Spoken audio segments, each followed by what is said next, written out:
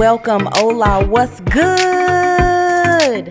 Hey, y'all, hey, you are tuned in to Circle Up with Amanda Heard. What's good, y'all? Here we are, season 3, episode 9. It's a testimony from yours truly. I am super excited to be able to share this testimony with you all. You guys know from previous episodes how I already feel about testimonies, and I have been waiting, counting down the episodes until we got to episode 9 so that I can share my personal testimony with you all. I know that you guys get to listen to me from week to week and hear all of the fun, different, exciting challenges that I've been through in life and how I overcame them, and even some that I currently press through. But this is just precious because, like I said, I love to shine the light on giving God His glory and on all the things that He's done in my life. And now it's time for me to be able to unfold a story that has really played a big role in who I am today. So with no further ado, grab your snacks, drinks, and chairs, and let's get ready to circle up.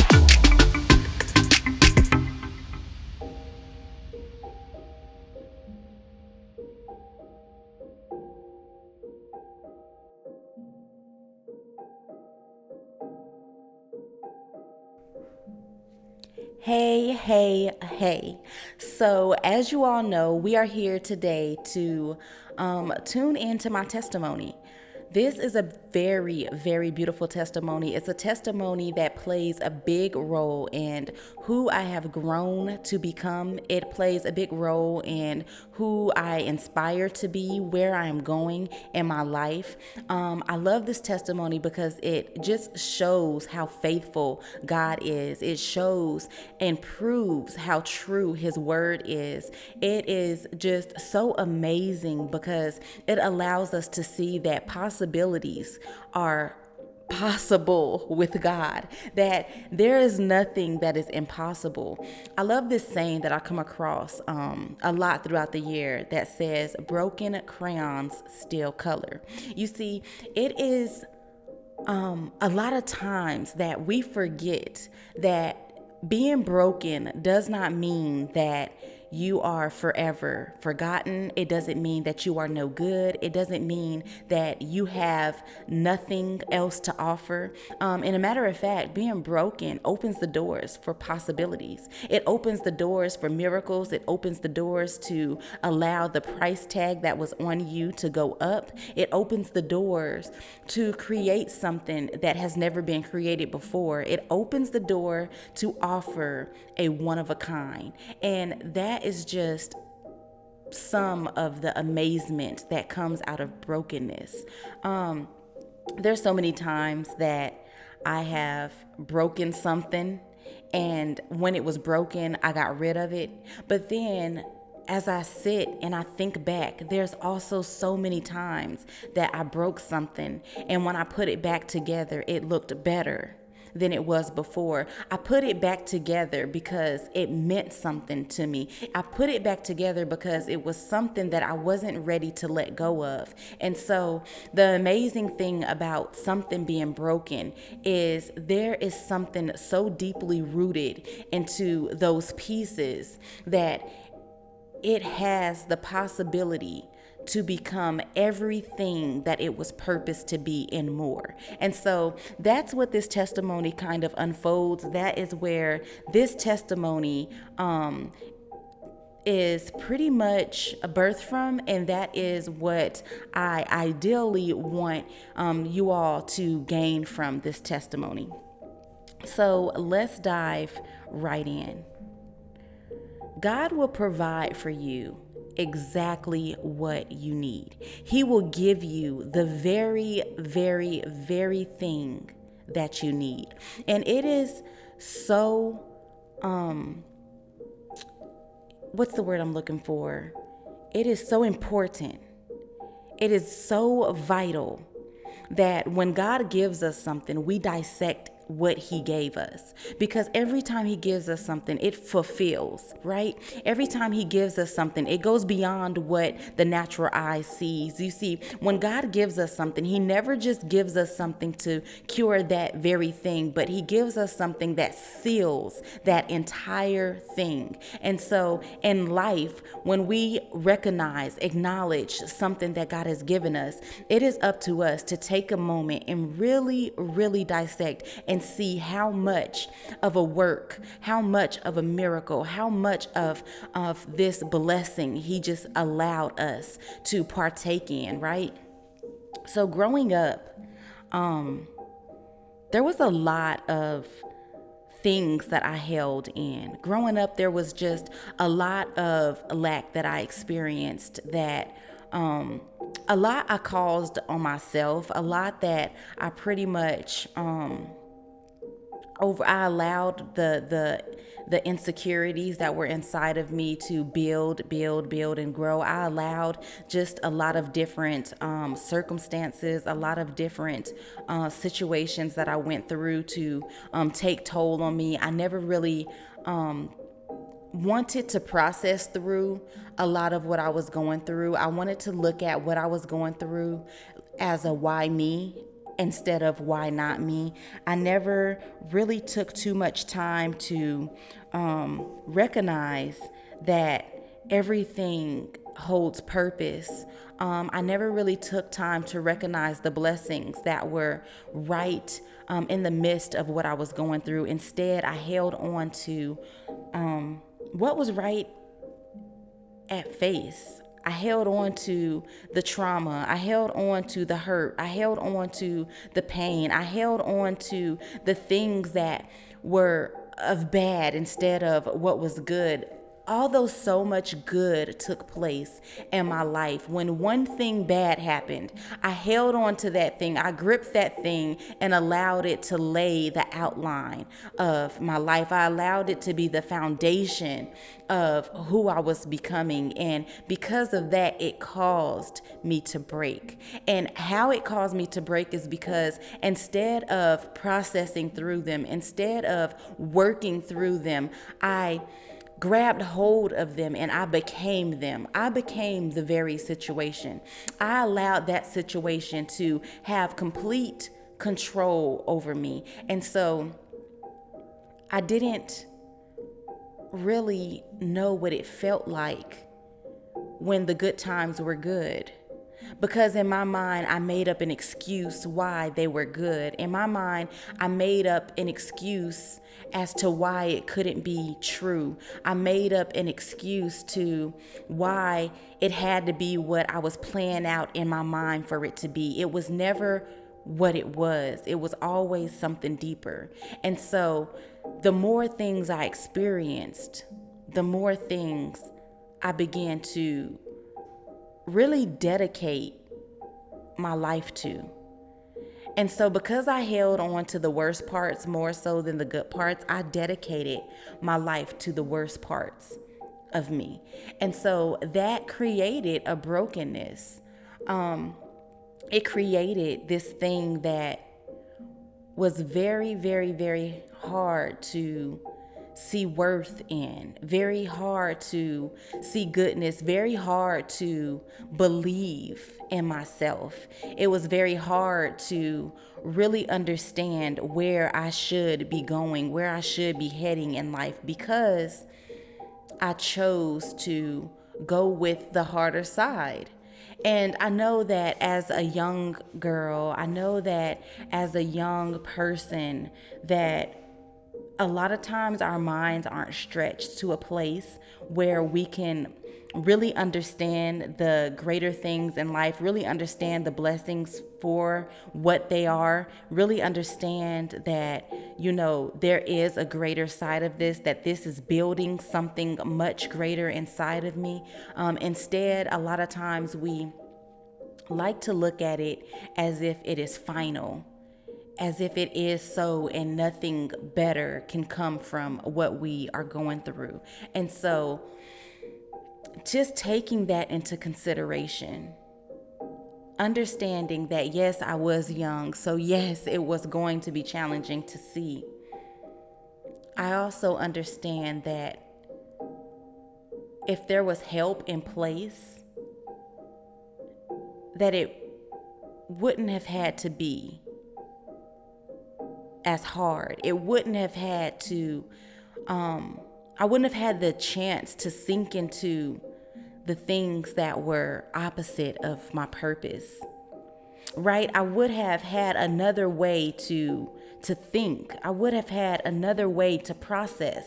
But because I didn't, all of what I heard, all of what the inner critic was saying is all of what I believed. And so I took so much time of my life holding on to all the hurt, pain, and distress. And I took all this time in my life to just sink into those things, allowing them to build up, build up, build up, build up, build up, until one day it exploded. Until one day it came out of me like a monster was living inside of me, right? It came out of me, and when it came out of me, I shattered. When it came out of me, I was broken. I was simply broken. Not thinking that even as a young child, when my crayon would break, I would still use it. I would turn it over and still use it. And sometimes I would even use the broken side, because the way it shades and the way it creates and the different patterns that it laid out on the paper was so beautiful and so amazing and so awesome. I never really took that into an understanding. I never really took that into my heart. I never really looked at my situation and compared it to anything that was once broken in my life. All I thought about was my current. All I thought about is how I felt. All I thought about was what I was going through. All I thought about is how I ended up where I ended up. And in that place, in that broken state, I began to blame people. I began to put so much blame on everybody else around me. I began to blame others for the decisions that I made, for the decisions and the choices that I made all alone. I allowed those decisions and those choices to make perfect sense in my mind because I had something to fault. I had a finger to point. I had this idea that it was because I came from this. It was because I lacked that. It was because I didn't have this. It was because, X, Y, and Z. I took so much time pointing the fingers in that broken state that I never thought anything great can come from it. But one thing I never did is stop living. I tried on many accounts, but it just didn't work. It just never came full circle. I had to keep pushing. I had to keep going. I had to keep going. I had to keep pushing. When it hurt, I had to push. When I was alone, I had to push. When I was around others, I had to push. When others were around me, I had to push. I had to keep going. But one thing that drew old is me pointing the finger. One thing that drew old was me blaming other people. And although, yes, a lot of other people had a lot to do with why I felt the way I felt, they had nothing to do with the decision that I chose to make. You see, that's the biggest mistake we make in life. We make up these decisions. We choose where we go. We choose what we say, how we react, and what we do. But then we blame it on somebody else. Nobody is making us choose what we choose. Although, yes, it hurts at times, although yes, it's difficult at times, although yes, you're not always in the best place or at ease when you have to make a very critical decision, the choice is still yours. No matter how old or how young, the choice is still yours. The choice is completely 100% yours. Even in those times and areas in our lives when we're young and our parents are pretty much making our decisions, we still even have a sense of choice there. Are we going to listen or are we not? Now, we listen a lot of times because of the consequence that may come from it, but there's still so many times and so many of us who have even failed in that area where we didn't listen. We chose not to listen. And so my point in all of that is that the choice is ours. When it's time to make the decision, the choice is ours. We can't fault anybody for the choice that we decided to make, right? And so when that grew old in my life, pointing the finger and saying that it was because of him, her, she, and them, things began to shake up for me. Things began to grow a little different. Things began to get a little brighter. Now, I lie to you not. Many, many, many tears were shed. Many, many, many, many heartaches were there. Many lonely nights were there. Many days of suffering. Many days of doing things that only increased the pain. Although it numbed pain for a moment, it increased the pain in the long run. It was still there. It was still part of the journey. It was still part of the experience, right? When I got to this place where I began to settle in who I was becoming. I began to settle with all the things that was around me. I began to really take a liking to the things that really didn't fulfill me, but they worked for where I was. When I got to that place, when I did that thing, I noticed that there was still a sense of uncomfort. I noticed that feeling that I felt wasn't right.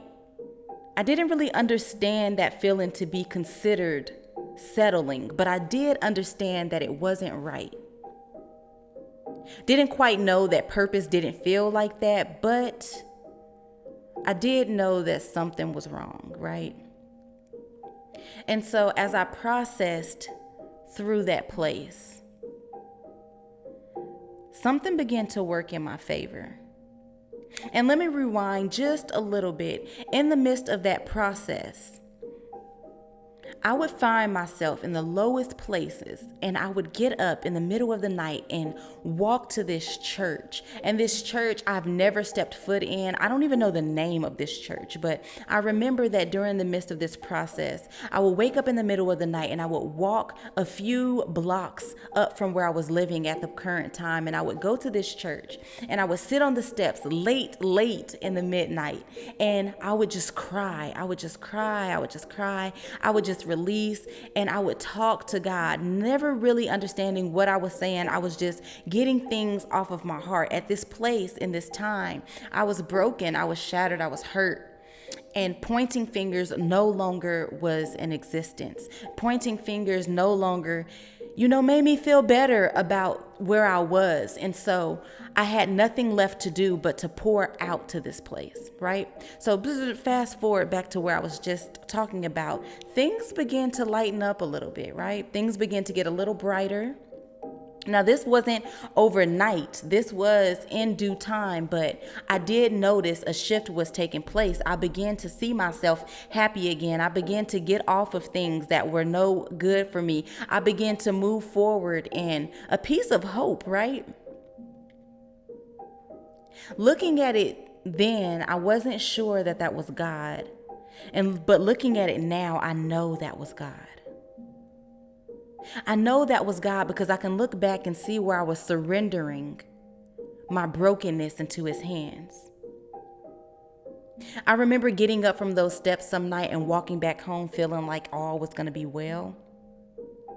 But the thing that sucked about that is I would go to sleep and wake up the next day and it just felt like nothing was better. So like I said, it took some time. It took a little process, but time went on, and by things did begin to grow better, right? I mean, I can only imagine if everything just suddenly shifted at that moment, I probably would have fell again And when I failed that next time, it probably would have been to a place where it would have been really hard to get put back together again. Because I don't know, something in me makes me believe that I would have lost more than hope, right? I feel like when you shift things a little too fast, it causes some type of rupture. It causes some type of imbalance. It causes some type of twist in the mind. Like, things change by and by. It makes me think about leaving from summer to fall. You don't just go to sleep on a nice summer night and wake up and all the trees are orange the next day. Like, there's a process. And just like that, my life was processing. So yes, I still felt some of the different things. And yes, things weren't automatically changed, but by and by, things began to turn. As things turned and as I grew, I found myself running back to the Father. I would run back to God every time I was in need. And I mean, not in want. Not like, oh, I want this. Oh, I want that. Oh, I could use this. Oh, I can use that. But every time I was in need, when I got to that place where I couldn't hold anymore, when I got to that place where everything else was already tried and I couldn't do it on my own, and now I'm in desperate need of this help, I'm in desperate need, I would find myself at the Father's feet, crying. And see, this place of prayer that took place, it was no uniform at all. There was no uniform. I didn't come in this way and start off with this and go into that and then leave out like this. No, I went in exactly in the state that I was at. How I was broken again. Feeling like although that the pieces were getting put back together, they still weren't all there. But like I said before, by and by, things begin to grow better and better. Every time I found myself in that deep need, not even recognizing or acknowledging that God turned something around for me, things were being turned around. Like I said, looking at it then, it was just by chance, but looking at it now, it's such a wow. Every time God fulfilled me back then, He gave me more than what I thought I needed. When I cried out in this place of hurt, saying, Lord, heal my heart, it hurts, He went a little deeper than that and first began to get me out of the situation that I was in. You see, if He would have just healed my heart and I stayed in the position or the place that I was in, I just would have kept on allowing my heart to be broken again, right? But you see, He went deeper than that. He started from the root and allowed that root to grow. Watering it by and by, it grew more and more, stronger and stronger. And saying that makes me think about the strength that was being placed inside of me even then. And as I grew so strong in that area, the roots got thicker and thicker and began to break me free from a lot of the things that were breaking me. And when that situation began to turn, then He began to work on my heart. You see, this healing took a long time. He didn't heal me overnight. I feel as though I was on the operation table and He was really going deep and getting everything out that was unclean. He was getting everything out that didn't fit him or didn't fit the place that he has already called mine. And so it took some time because, like I said, he couldn't just go in and strip that thing, but he had to fix the ground of that thing so that the foundation was firm in that thing. And so that as it began to grow upward, the rest of the residue of those things would begin to shake off. I wouldn't look like where I came from. I wouldn't sound like where I came from. I would no longer move or enjoy or even like the things or places or ways that I came from. Never will I forget them, because you know how it is when you have that deep thing that you've came from, or that deep surgery you had to heal from, or that deep space that you couldn't talk about until you were completed from. That's kind of how it was. Never do I forget where I came from. Never do I forget the brokenness, the broken state that I was in. But I also don't desire any of the ways or any of the things that inspired me then. Any of the things that called forth my desire. But now it's all to glorify the thing that glorified me in that place. He was always able to see beauty in my brokenness. He was always able to see the greater side of the picture. When he looked at those pieces, he seen a masterpiece. When all I could see is pieces. It was crazy yet amazing. Because it took me quite some time to realize what actually took place. It took me quite some time to understand that that was never me. It took me quite some time. But I tell you one thing. One night he showed me.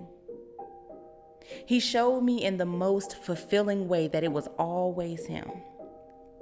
So years later, after I came up out of that broken state, after I was healed from that broken place, after everything that really had me bound to that space I was brought out of, I still was experiencing the residue.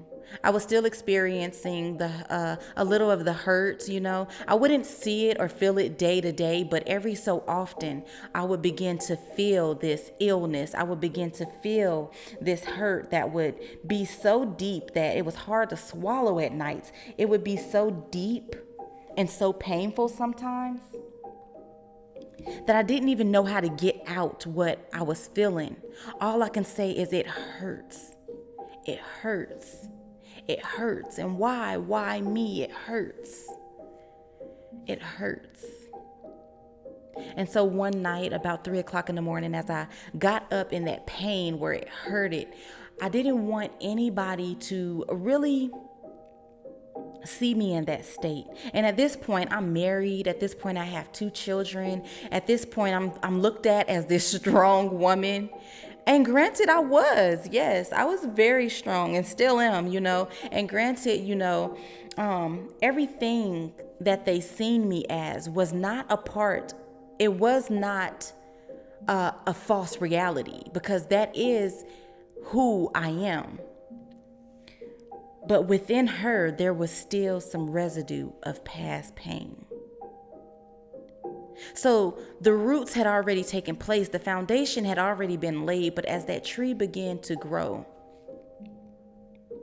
there were still little pieces that didn't belong, right? And so at this place, at this time, I find myself sitting in my front room all alone, rocking, balled up on my couch. Here I am again at this place called the feet of the Lord. And I'm praying and I'm telling him, like, God, it hurts. God, it hurts. Why does it feel like this? Years have passed by. Why does it feel like this? It just randomly comes up. Why does it feel like this? Why am I still going through this? What is this? And at that moment, it's as if I felt this deep hug embrace me. It just wrapped me so tight in His presence, and I was able to just release every tear that was bottled up inside of me. And as I released those tears, I began to feel this fulfillment, and my mind began to race and go through all these different states and all these different things, and everything, even though I was going a mile a minute in my mind, a fulfillment took place, and even that is healed, and even that is healed, and even that is healed, and even that is healed. And I got to a place where the racing slowed down. I couldn't think of too many more things, but the things that were still being brought up, I felt the Lord healing. He began to fill each and every void that I had in my life, each and every void. And as He filled them, I felt restored. Restored. It was so precious. But it was in that moment that I realized that all the things that previously began to fall off of me, all the things that were previously snatched from underneath me that was not like me, I realized that it was Him all along. I realized that it was God's hand that was over me all along. I realized that it was God's plan and God's protection. It was God providing for me all along.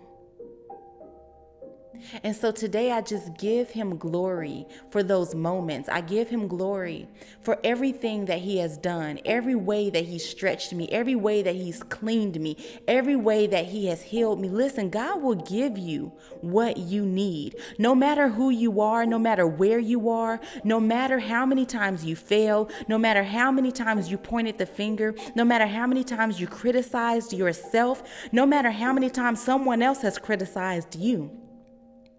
No matter how broken you are, no matter how hurt you are, no matter the situation, when you find yourself at the feet of God, you don't have to be in a particular formality. You don't have to be using a particular set of words. But when you find yourself at the foot of the Lord, crying out to Him your current, crying out to Him the purest side of you, He will begin to heal. He will begin to provide. He will begin to give you exactly what you need. So don't look past the change that's happening in your now.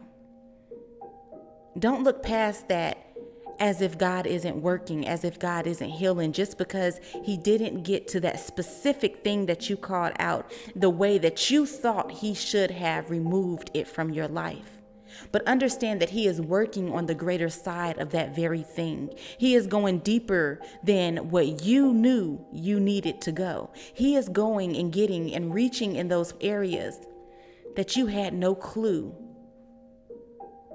that were shattered, that were broken, that needed to get put back together. It makes me think about when you drop a vase or a cup, and you can see all the big chunks laying all around. And if it's your favorite cup, let's say coffee cup, because I love coffee. If it's your favorite coffee cup, you're going to do what you got to do to get that thing back together, right? So you might pick up all the big pieces and find your super glue, your Gorilla Glue, your whoever glue that's going to stick that cup back together. But as you look at that cup, you're going to realize that there's some chips and some little nicks in there that you just missed the pieces, right? Well, I'm here today to tell you that those little pieces are pieces that are not forgotten. When God is putting you back together, when God is healing you in those places, He finds all those little fine print pieces that we dismiss, that we overlook, that we don't understand, that we don't get, or maybe that we haven't even grasped.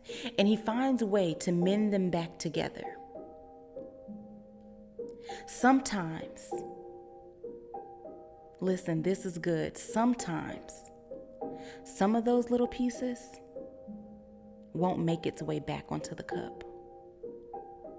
But understand that when they don't, it's by purpose when God is moving, because He moves in purpose. Some things must be cut away from us.